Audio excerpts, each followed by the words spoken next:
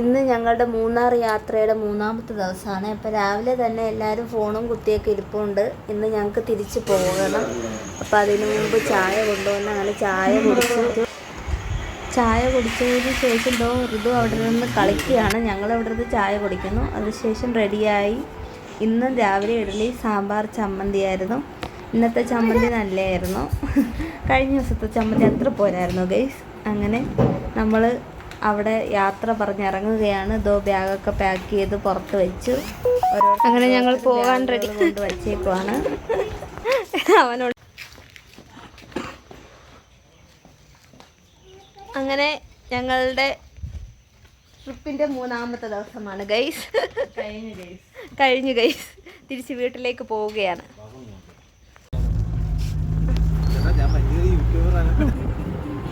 പോകുന്ന വഴിക്ക് എല്ലാവരും ഉറങ്ങി. ഞാൻ മാത്രം ഉറങ്ങിയില്ല ഗൈസ്. ഞാനിങ്ങനെ വീഡിയോ എടുത്തുകൊണ്ടിരിക്കുക. എൻ്റെ അപ്പുറത്തും ഇപ്പുറത്തും ബാക്കിലും എല്ലാം ഇരുന്നവർ എല്ലാം നല്ല ഉറക്കമായിരുന്നു. ഫ്രണ്ടിൽ ഡ്രൈവ് ചെയ്യുന്നവനും ഞാനും മാത്രം ഉറങ്ങിയില്ല. ഡ്രൈവ് ചെയ്യുന്നവൻ മാത്രമല്ല, വഴി പറഞ്ഞു കൊടുക്കുന്നവനും ഉറങ്ങിയില്ല. ഋതുവും നല്ല ഉറക്കമായിരുന്നു. നമ്മളിനി അടുത്തത് കമ്പന്തേനി പോവുകയാണേ. കമ്പന്തേനി ഒരു മുന്തിരിത്തോട്ടമുണ്ട്, അത് കാണാൻ വേണ്ടി പോവുകയാണ്. പോയി അതുവഴി നമുക്ക് തിരിച്ച് വീട്ടിൽ പോകാമെന്നുള്ള പ്ലാനിലാണ് പോകുന്നത്.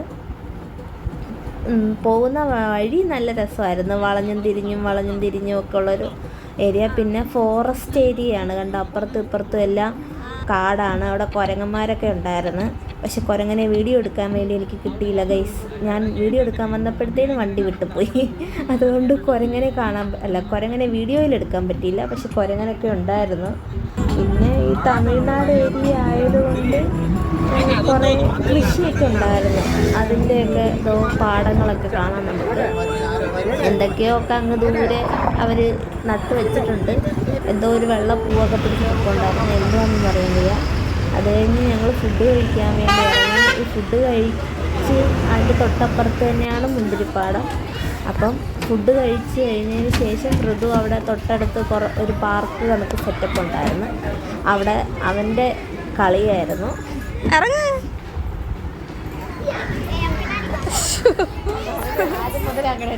അതിനുശേഷം ഞങ്ങൾ മുന്തിരിപ്പാടം കാണാൻ പോയി. പൊന്നു മൊത്തത്തിൽ ടയേർഡായി, അവൾക്ക് വയ്യാണ്ടായി. അതുകൊണ്ട് അവൾ വന്നില്ല.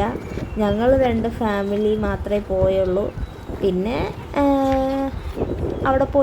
അവിടെ കാണാൻ നല്ല രസമുണ്ടായിരുന്നു. ഈ മുന്തിരി ഇങ്ങനെ പിടിച്ച് നിൽക്കുന്നത് കാണാൻ അവൾക്കായിരുന്നു ഏറ്റവും കൂടുതൽ ആഗ്രഹം പോയി കാണണമെന്ന്. പക്ഷെ എന്തോ അവൾക്ക് വരാൻ പറ്റിയില്ല. അത് കാരണം പിന്നെ അവൾ അവിടെ റെസ്റ്റ് എടുത്തു. ഞങ്ങൾ പോയി കണ്ടു. എന്തായാലും ഇവിടം വരെ വന്ന സ്ഥിതിക്ക് കാണാതെ പോകുന്നത് മോശമല്ലേ എന്ന് വിചാരിച്ചിട്ട് ഞങ്ങൾ പോയി കണ്ടു. നല്ല ഭംഗിയുണ്ടായിരുന്നു. ഞങ്ങൾ കുറച്ച് ഫോട്ടോയൊക്കെ എടുത്തു. നമുക്ക് ഈ മുന്തിരി പിച്ചിയ എത്രയോ രൂപ ഫൈനാണെന്നൊക്കെ അവിടെ എഴുതി വെച്ചിട്ടുണ്ട്. അപ്പം ഋതുവിന് മുന്തിരി വേണമെന്ന് നടന്ന് ബഹളമായിരുന്നു. അങ്ങനെ ഞാൻ വിഷ്ണുവിൻ്റെ കൂട്ടുകാരനോട് പറഞ്ഞാണ് പിച്ചി കൊടുക്കാൻ.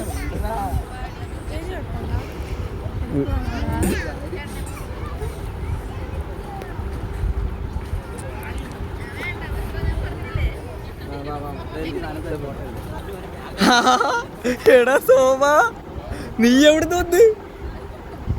ഇപ്പൊ വരൂടാ. അയ്യോ, കവർ കൊടുത്താ. അവിടുത്തെ ഫോട്ടോയും വീഡിയോയും ഒക്കെ മേടിക്കാൻ വേണ്ടി പോയതാണ് ഋതുവും അവനും കൂടി.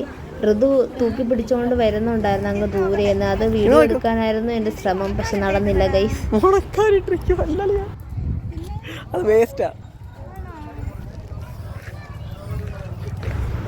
ഞാൻ വിചാരിച്ചു ഗൈസ്, തമിഴ്നാട്ടിലൊക്കെ മുന്തിരി ഇങ്ങനെയാണ് ഉണക്കുന്നത്, മണ്ണിലിട്ടങ്ങ് ഉണക്കുമായിരിക്കും എന്ന് വിചാരിച്ചു.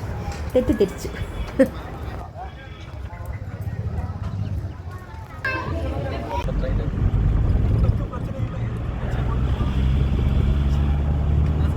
അങ്ങനെ മുന്തിരിപ്പാടവും കണ്ട് നമ്മൾ അവിടെ നിന്ന് മടങ്ങുകയാണ്. പോകുന്ന വഴിക്ക് കുറച്ച് മാങ്ങയൊക്കെ വിൽക്കുന്ന സ്ഥലമുണ്ടായിരുന്നു. അവിടെ നിന്ന് ഞങ്ങൾ കുറച്ച് മാങ്ങയും പേരക്കയൊക്കെ മേടിച്ച് അത് കഴിഞ്ഞ് വീണ്ടും കുറച്ച് ചോക്ലേറ്റും തേയിലയൊക്കെ അവർക്കൊക്കെ മേടിക്കാനായിരുന്നു. അങ്ങനെ അത് മേടിക്കാൻ വേണ്ടി ഒരു കടയിൽ കയറിയതാണ്. ഇവിടെ നിന്നല്ലേ ഇങ്ങോട്ട് ഇറങ്ങിയത്.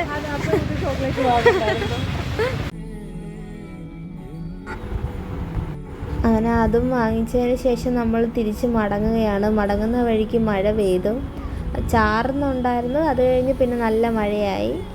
നമ്മൾ ഈ 3 ദിവസത്തിൽ ഇന്നാണ് നമുക്ക് മഴ പെയ്തത്. ഇത്രയും ദിവസം മഴയൊന്നുമില്ലായിരുന്നു, നല്ല കാലാവസ്ഥയായിരുന്നു. എന്തായാലും തിരിച്ച് വരുന്ന വഴിക്കായതുകൊണ്ട് നമുക്ക് യാത്ര പോകുന്നതിനൊന്നും ഒരു പ്രശ്നവുമില്ലായിരുന്നു. നല്ല രസമായിരുന്നു. തിരിച്ച് വരാൻ വന്നപ്പോഴത്തേനും എല്ലാവരും ഭയങ്കര ടയേർഡായി കേട്ടോ. എങ്ങനെയെങ്കിലും എല്ലാവർക്കും അങ്ങ് വീടെത്തിയാൽ മതി എന്നായിരുന്നു. എല്ലാവരേക്കാളും എനിക്ക് എങ്ങനെയെങ്കിലും ഒന്ന് വീടെത്തിയാൽ മതി എന്ന് തന്നെയായിരുന്നു. ഒരു ചായക്കടയിൽ ചായ കുടിക്കാൻ നിർത്തിയതാണ്. ചായ കുടിക്കാൻ കണ്ടോ, ഇപ്പം തന്നെ എൻ്റെ കോലം കണ്ടാലറിയാം ഞാൻ ഫുള്ള് ടയേർഡായി. ഇവരൊന്നും പുറത്തോട്ടേ ഇറങ്ങുന്നില്ലായിരുന്നു, കാറിൽ തന്നെ കുത്തിയിരിക്കുകയായിരുന്നു. അത് കഴിഞ്ഞ് അവിടുന്ന് കുറച്ച് ഫോട്ടോസൊക്കെ കഴിഞ്ഞ് ഞങ്ങൾ ഇവരുടെ വീട്ടിലാണ് എത്തിയത്. ഇവരെ ഇറക്കിയതിന് ശേഷം നമുക്ക് പോകണം.